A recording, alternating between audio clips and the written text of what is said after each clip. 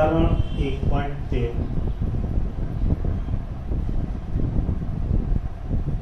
આખો કન્સેપ્ટ સમજો, બહુ મજા આવશે. પરમાણુ માટેના પ્રારંભિક મોડલમાં જે ઈ વિદ્યુતભાર ધરાવતું ધન વિદ્યુતભારિત બિંદુવત ન્યુક્લિયસ તેની આસપાસ કેપિટલ આર ત્રિજ્યા સુધી નિયમિત ઘનતાના ઋણ વિદ્યુતભાર વડે ઘેરાયેલું છે. આને આકૃતિ દોરી એટલે ખબર પડે. આ ન્યુક્લિયસ એકદમ નાનું હોય તો તમને સમજણ પડે એટલા માટે આપણે થોડું મોટું દોરીએ છીએ, જે ધન વિદ્યુતભારિત હોય છે, જેના પરનો વિદ્યુતભાર કેટલો હોય +Jd. એનાથી કેપિટલ આર ત્રિજ્યા સુધી ઋણ વિદ્યુતભાર ઘેરાયેલ છે. આની ત્રિજ્યા કેપિટલ આર હોય, અહીંયા બધે ઋણ વિદ્યુતભાર આવેલો હોય છે, જેનો વિદ્યુતભાર -Jd. આ +Ze, આ -Ze. એટલા માટે પરમાણુ વિદ્યુતની દ્રષ્ટિએ તટસ્થ હોય છે. બરાબર ને? તો જુઓ, નેક્સ્ટ પોઈન્ટ તમને કીધું સમગ્રપણે પરમાણુ તટસ્થ છે.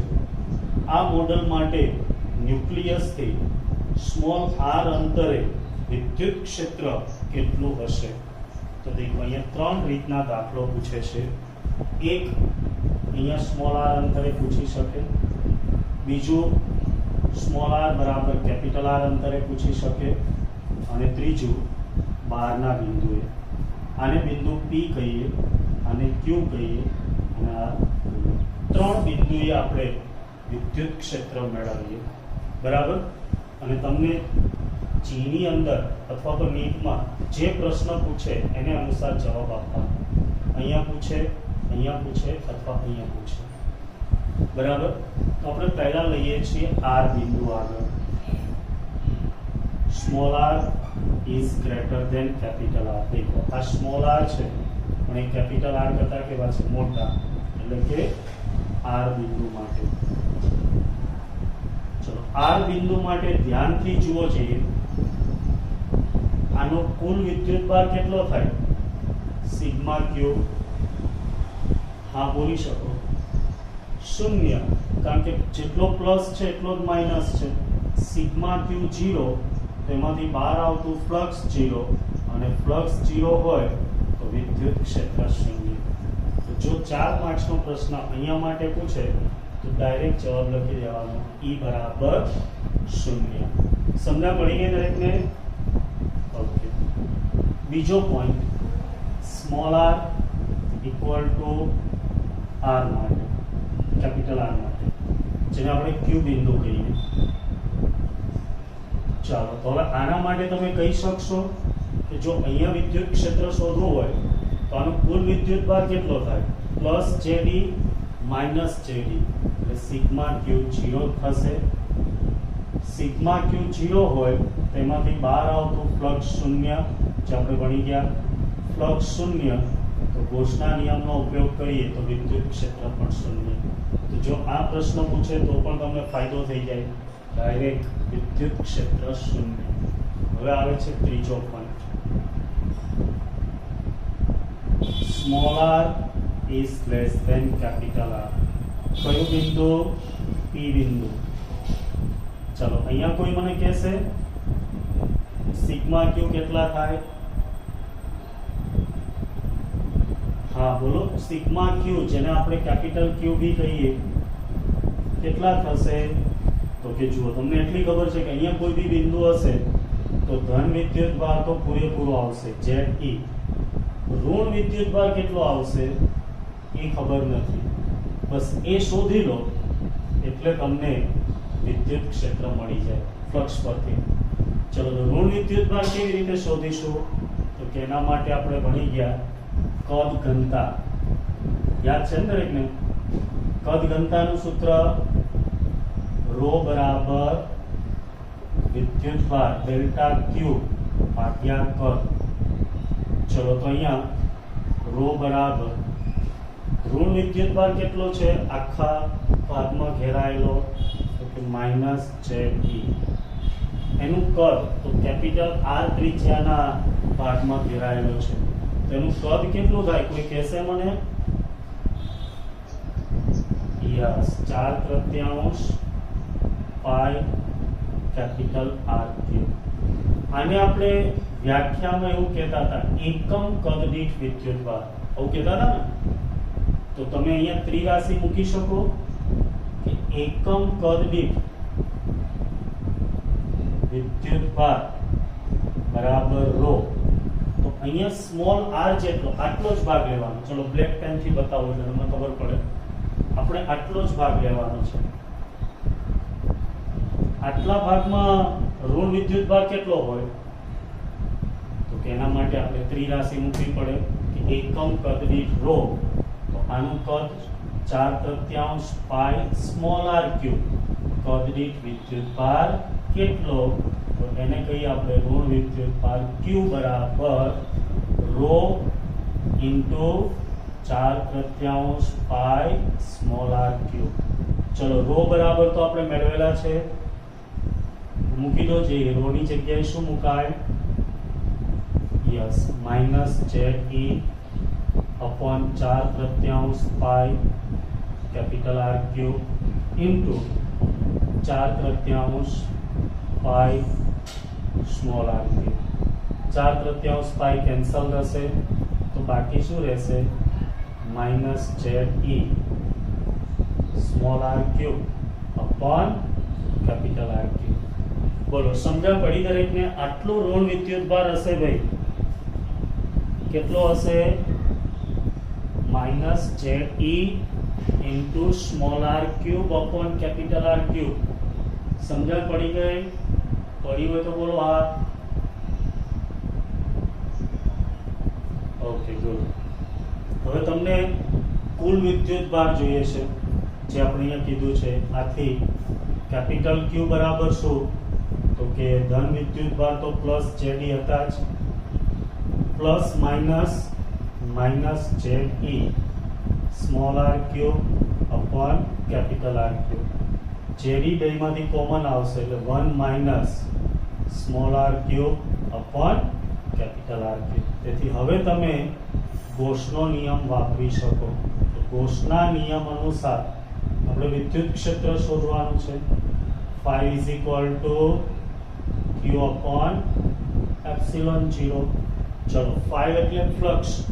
ફ્લક્સનું સૂત્ર કે જુઓ અહીંયા તમે શોધો છો તો E ની દિશા ત્રિજ્યાવર્તી, આનું ક્ષેત્રફળ એ પણ ત્રિજ્યાવર્તી, એ બંને એક જ દિશામાં થાય EA. અને q ની જગ્યાએ ZE, નીચે epsilon 0 1 minus small r cube upon capital R cube. ચલો E એટલે જે અંતરે વિદ્યુત ક્ષેત્ર શોધવું એનું ક્ષેત્રફળ, જે કેટલું છે? 4 pi small r square ZE upon epsilon 0 1 minus r cube upon capital R cube. તમારે E જોઈએ તો 4 પાઈ r સ્ક્વેર ને સામે મોકલી દો તો E બરાબર ZE અપોન 4 પાઈ epsilon 0 small r square 1 minus small r cube upon capital R cube. આ જવાબ આવી ગયો. ચલો સમજણ પડે દરેકને? હા, આની અંદર તમારે ટેક્સ્ટબુક પ્રમાણે જવાબ જોઈતો હોય તો એક સ્ટેપ વધારે કરી દો. ZE upon 4 pi epsilon 0 r square ને અંદર લઈ જાઓ તો અહીંયા થાય 1 upon r સ્ક્વેર માઇનસ અહીંયા r સ્ક્વેર સાથે ઉડે એટલે small r upon r cube. તો આ રીતે તમારું વિદ્યુત ક્ષેત્ર મળે છે.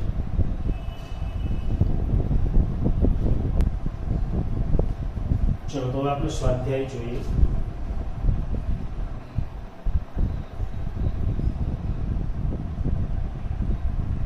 સ્વાધ્યાયનો 1.1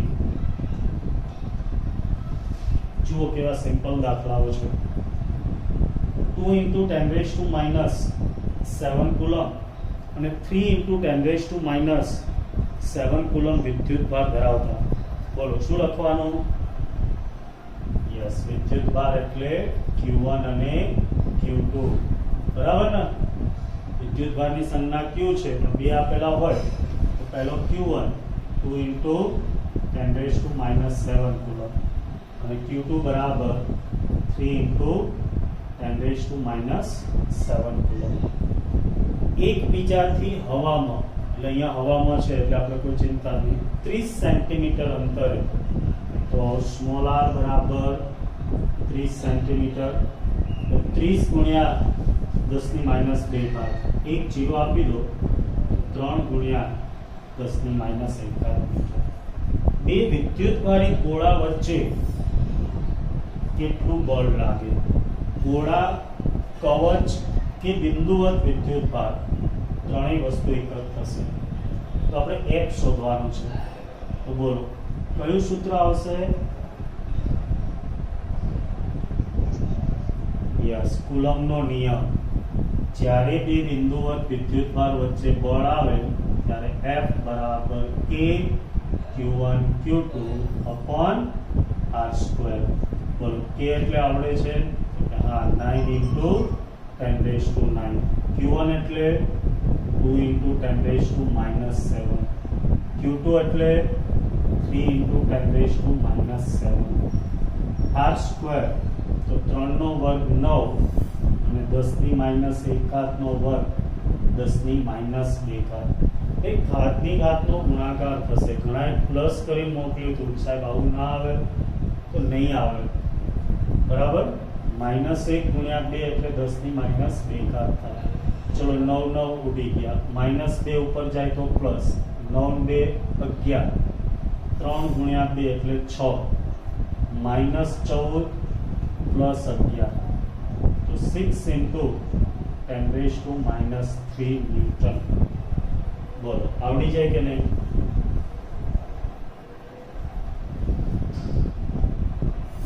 ઓકે ગુડ. ચલો તો સ્વાધ્યાયનો બીજો દાખલો જોઈએ. બધા દાખલા બહુ સહેલા છે, જાતે ટ્રાય કરશો તો બી આવડશે અને મજા બી આવશે. ચલો 1.2 જુઓ.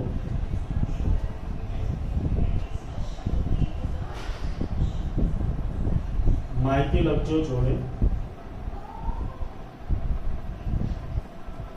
0.4 માઇક્રોકુલમ વિદ્યુતભાર ધરાવતા એક નાના ગોળા પર, એક નાનો ગોળો છે એના ઉપરનો વિદ્યુતભાર 0.4 માઇક્રોકુલમ આપ્યો. તેને શું લખાય? યસ, Q1 બરાબર 0.4 માઇક્રોકુલમ. ચલો એને કુલમમાં ફેરવી દઈએ તો પોઈન્ટ દૂર કરો એટલે 10 ની -1 ઘાત અને માઇક્રો એટલે -6, તો કેટલા લખાય? 4 ગુણ્યા 10 ની -7 ઘાત કુલમ. નાના ગોળા પરનો વિદ્યુતભાર આટલો છે. બીજા -0.8 માઇક્રોકુલમ વિદ્યુતભાર ધરાવતા નાના ગોળા વડે બીજો એક નાનો ગોળો જેના પરનો વિદ્યુતભાર Q2 બરાબર -0.8 માઇક્રોકુલમ.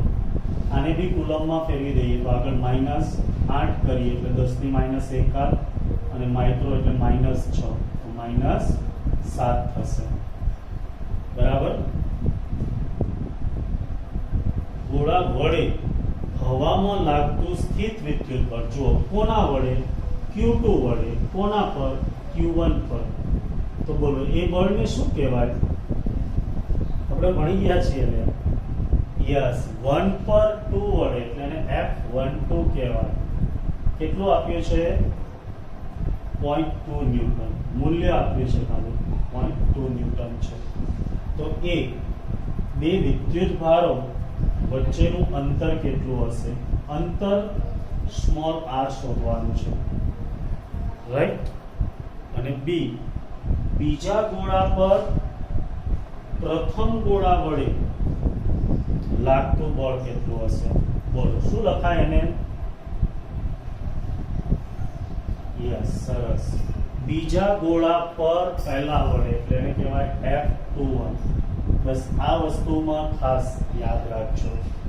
હવે દેખો આગળની જેમ જ Q1 Q2 આપ્યા છે, F આપ્યા છે અને R શોધવાના છે. આગળના દાખલામાં R આપી દીધા હતા, F શોધવાના હતા. તો આ પ્રમાણે ચેન્જ કરી શકે. તો આપણે જાણીએ પહેલા દાખલામાં કયું સૂત્ર? યસ, કુલમના નિયમ અનુસાર F બરાબર અહીંયા F12 લખો કે Q1 Q2 upon R². તમારે R શોધવાના છે તો એને કરતા બનાવી દો. R² બરાબર K Q1 Q2 upon F12. ચલો બધાની કિંમત મૂકો. K એટલે 9 × 10⁻⁹, Q1 એટલે 4 × 10⁻⁻7, Q2 એટલે યસ મૂલ્ય લેવાનું છે એટલે ઋણ નિશાની નહીં, બરાબર, ખાલી મૂલ્ય એટલે 8 × 10⁻⁷. F12 0.2 છે તેને એમ લખી શકો 2 × 10⁻⁻1 2 × 10⁻⁻1 બે અહીંયા ઉડાડી દો તો આ 2 થઈ જશે, -1 ઉપર જાય તો પ્લસ, 9 ને 10 -14 + 10 એટલે 10⁻⁴ અને 9 × 18 થાય 144 × 10⁻⁴. આ R² મળે છે. આપણે R જોઈએ તો એમનું વર્ગમૂળ આવી જશે, બંને બાજુ વર્ગમૂળ લો. ચલો 144 નું વર્ગમૂળ બરાબર છે 12, 10⁻⁴ નું વર્ગમૂળ 10⁻2 મીટર. તો આ જવાબ. હા, ઘણી વખત તમને સેન્ટીમીટરમાં આપે તો 12 સેન્ટીમીટર. ચાલો સમજણ પડી ગઈ. ઓકે, બી જુઓ, F21 કીધું છે. શોધવાના બે સાહેબ આપણે ભણી જ ગયા હતા કે બળો પરસ્પર ક્રિયાગત છે, તેથી F12 બરાબર F21. સદિશ નથી, મૂલ્ય છે હોવાથી. સદિશ હોય તો આગળ માઇનસ આવે, મૂલ્યો સમાન હોય, દિશા વિરુદ્ધ હોય. ન્યૂટનની ગતિનો ત્રીજો નિયમ. તેથી F21 બરાબર F12 એટલે 0.2 ન્યૂટન. બસ આટલું લખો એટલે 3 માર્ક્સ આવી જાય. બોલો, છે કઈ અઘરું?